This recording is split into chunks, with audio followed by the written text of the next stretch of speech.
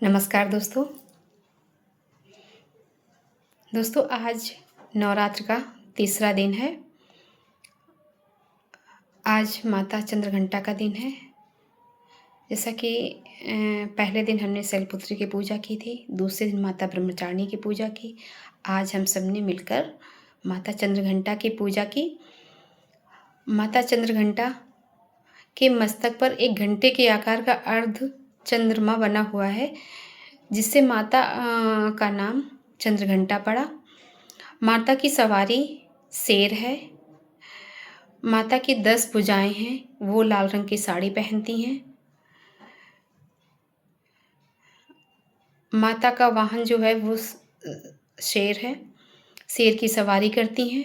माता को चमेली का पुष्प बहुत ज़्यादा पसंद है और कनेर का पुष्प भी पसंद है। अगर आपको कनेर का फूल मिल जाए तो आप माता जी पर चढ़ाए, बहुत ही अच्छा होता है।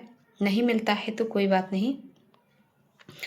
माता को दूध से बने पदार्थ, पेड़े या अन्य मिठाइयाँ आज माता जी को चढ़ाई जाती हैं।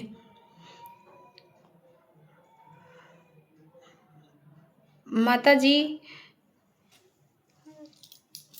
से जुड़ी एक छोटी सी है कथा जो मैंने पढ़ी, मैं आप लोगों के साथ वही शेयर कर रही हूँ। थोड़ा बहुत ज़्यादा जानकारी नहीं, लेकिन हाँ, जो थोड़ी बहुत मैंने पढ़ी मुझे समझ आया तो मैंने सोचा थोड़ा सा आप लोगों के साथ शेयर करती हूँ। दोस्तों, कहते हैं कि जब माता जी उत्पन्न तब हुए जब महिषासुर राक्षस तीनों लोगों का राजा बनने लगा। 2 लोगों का मतलब पाताल लोक का तो राजा था ही। जब वो इंद्र के सिंहासन की चाह रखने लगा कि इंद्र का सिंहासन मुझे चाहिए, वहाँ पर अब वो युद्ध की तैयारी करने लगा। तो ये जैसे ही इंद्र को पता चला, इंद्र देवताओं के पास गए। वहाँ उनसे विनती करी कि अगर हमारा इंद्रासन चला जाएगा तो मैं वहाँ का राजा भी नहीं रहूँगा। जब इस तरह की उनकी विनती करी, आप सब लोग बचा सकते हैं तो बचा लीजिए, बचाइए। यह बात सुनकर सारे देवता चिंतित हो गए कि ये तो बड़ा बलशाली जो राक्षस है, ये बहुत ही बलशाली है, ये सब जगह विजय पा रहा है। तो स्वर्गलोक में विजय पाना कोई बहुत बड़ी बात नहीं है, वो यहाँ तक आ सकता है। तो इसके पहले ही देवता इतनी मतलब इंद्र ने इतना बताया कि देवताओं को बहुत गुस्सा आ गया। उस गुस्से से ब्रह्मा, विष्णु, महेश, ये तीनों देवता जो हैं, इनके उससे एक ज्वाला निकली, एक ज्योत निकली। शंकर भोलेनाथ जी के उस शरीर से एक ज्वाला निकली, एक विष्णु भगवान के शरीर से एक ज्वाला निकली और एक ब्रह्मा जी के शरीर से एक ज्वाला मिली। जब वो आपस में, वो ज्वाला इतनी तीव्र थी, इतनी तेज थी कि वो चारों तरफ घूमी और एक जगह स्थिर होकर एक स्त्री का रूप ले लिया। जब वो स्त्री का रूप लिया तो वो माता जी का स्वरूप बना। फिर माता जी को सुशोभित करने के लिए सभी देवताओं ने अपना अपना एक अस्त्र भेंट किया। किसी ने गदा दी, किसी ने तलवार दी, किसी ने रिस्ट दी, किसी ने माता को ना कुम्हलाने वाली, जो कभी कुम्हलाए नहीं, ऐसी माला प्रदान करी। किसी ने माता के हाथों को अंगूठियाँ दी, किसी ने पैर की पायल दी। ऐसे सारे देवताओं ने, किसी ने फरसा दिया। इसी तरह सारे देवताओं ने कुछ न कुछ दिया, जिससे माँ सुसज्जित हो गई। और किसी ने उनका वाहन दिया। वाहन का जो सिंह है, सवा शेर है, किसी ने वो दिया। ऐसे करके माता की सवारी बन गई। फिर माता वहाँ से निकली और महिषासुर दैत्य के वहाँ जाकर अपना घंटा बजाया। और जो उस घंटे की ध्वनि से, और जो माता के हाथ में पुष्प है, चक्र है, माता ने सारे अस्त्रों को चलाया, जिससे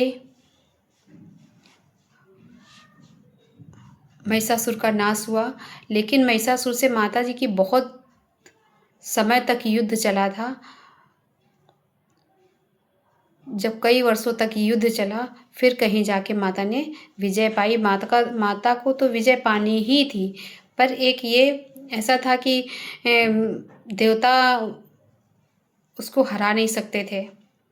तो देवताओं ने सोचा कि क्यों ना हम एक ऐसी शक्ति की उपासना करें जिससे हम असुरों पर विजय पाएं। तभी जो ब्रह्मा विष्णु महेश हैं, उनके शरीर से एक ज्वाला निकली। उस ज्वाला से माता के स्वरूप बना। उस जो स्वरूप बना उसमें सभी देवताओं ने अपना अपना योगदान दिया। योगदान में क्या, किसी ने अस्त्र दिए, किसी ने वस्त्र दिए, किसी ने घंटा दिया, किसी ने इसी तरह सब दे के माता को सुसज्जित कर दिया।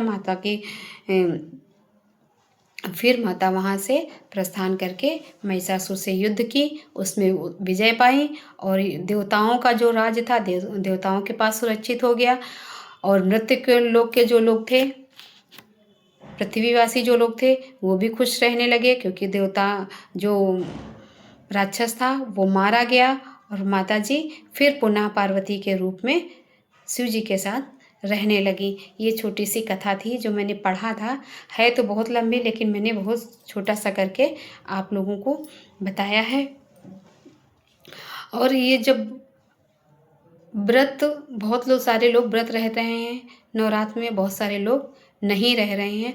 तो जो लोग व्रत रह रहे हैं तो आप सब लोग फलाहार टाइम से करिएगा, पानी खूब पीजिएगा, पानी की कमी ना होने पाए। ये व्रत रहने का मतलब ये नहीं होता है कि आप पूरे दिन सुबह से शाम तक उपवास करते रहें।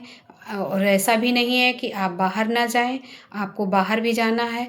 और जैसे कि बहुत सारे लोगों के अंदर ये होता है कि नवरात्र व्रत हैं तो हम बाहर नहीं जाएंगे, ऐसा नहीं है, बाहर भी जा सकते हैं आप। बहुत लोग कहते हैं कि नवरात्र व्रत है तो कपड़े नहीं धोएंगे, नहीं, आप कपड़े भी धो सकते हैं। ये सब सारे काम, कोई भी काम नहीं बंद करना है, लेकिन व्रत रहना है आपको। फलाहार टाइम से लेना है, पानी टाइम से पीना है। ये नहीं कि अभी कपड़ा बदलना है, ये जितना आपसे हो सके आप उतना करिए। बस इसी के साथ मैं अपनी वाणी को विराम देती हूँ। नमस्कार, जय माता दी, ओम नमः शिवाय।